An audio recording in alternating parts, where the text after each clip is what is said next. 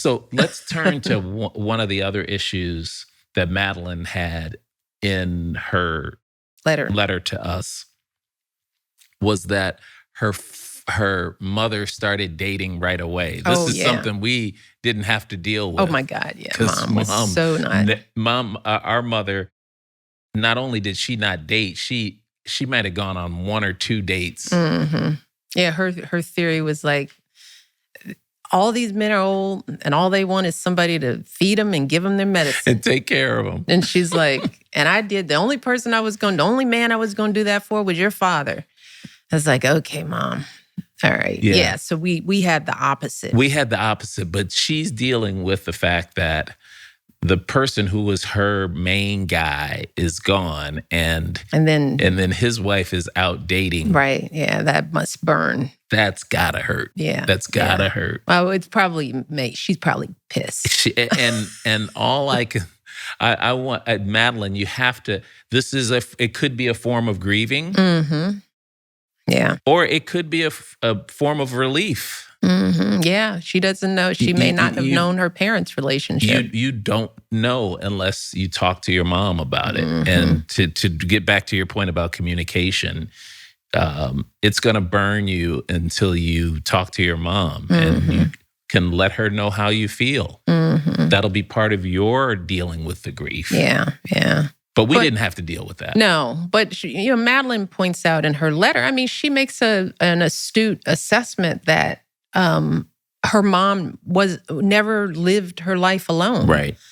She married at a young age. So I think Madeline understands her mom, right? And so part of that understanding, I would encourage her to find the empathy in it, that maybe her mom's fast dating isn't a reflection of her love for her father. Right. But it's just that she doesn't know how to be alone. And there are a lot of people in the world who don't know how to be alone. But that doesn't mean they didn't love or treasure the person that they spent their lives with. Mm-hmm. Some people temperamentally are afraid to be alone or need a different kind of companionship. And as you said, that's her mother's way of handling the grief, is to fill it quickly. Mm-hmm. Not saying that that's healthy, but that's what she's probably trying to do, is fill that void as quickly as she can.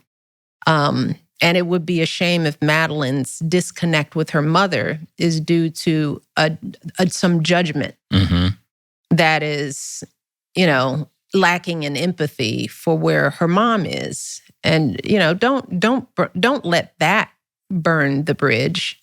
I can't imagine that her father would have wanted her mother alone and lonely for the rest of her life. Even though our mom didn't date, that wasn't some wish that our father would have wanted. I think if Dad had the opportunity, he would have encouraged Mom to date and find love again and to continue to build a life if she chose to do that. Right. Or at least we hope that. We hope that. But I just know in Dad, I don't think he would have expected her to, that he would have asked that of her. Yeah. Well, I just don't think it's realistic. And we've got some friends who are dealing with that right now. And the dad passed away. The mom started dating really quickly, and the kids aren't happy with it. And the grandkids aren't happy with it. And there's a couple of people who understand it, but they can't get it out of their heads that it happened so quickly. And my advice is, stop thinking about the speed with which this happened and think about the joy that your mom can sort of replenish at this point.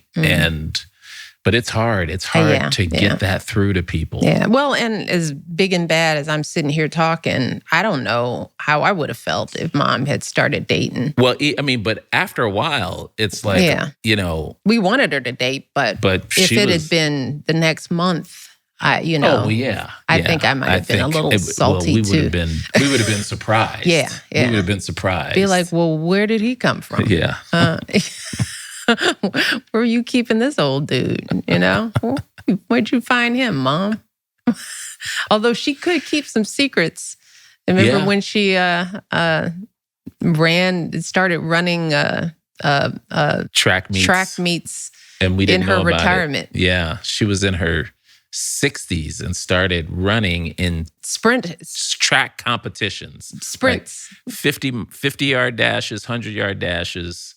It's the Senior Olympics. Yes, and she was wearing these skipped gym shoes. She didn't even have the right grocery equipment. store gym shoes with no grip or anything. She get the kind she get from Kmart. And she was winning. Yeah, winning trophies, winning medals. So in a period, this is, I guess, what she did instead of finding a man. Right?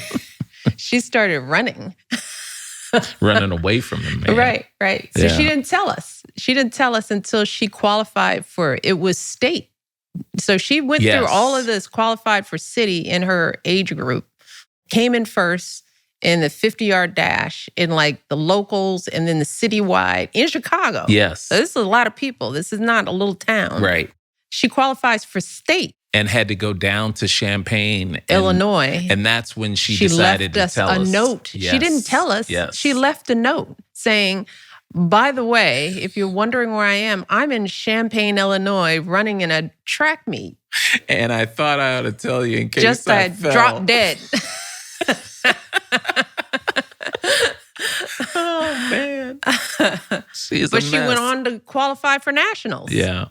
And that was when she lost. She fell because she got to nationals and realized that all these other old runners were serious. Like they had trained. She hadn't trained. She got up from the kitchen table, put out her cigarette, and started running. Yeah. In kids' shoes. And she wouldn't let us let's get you a trainer. Let's get you some real track shoes. She's like, that's why I didn't want you to know. I don't want your involvement. Oh, so she got down there and they all had their starting blocks and all this stuff. I think she had on a little t-shirt and some shorts and a windbreaker. And a running in a windbreaker. But she didn't let us go. So anyway, we digress. But mom could keep some secrets. Maybe she did have a man for all we know.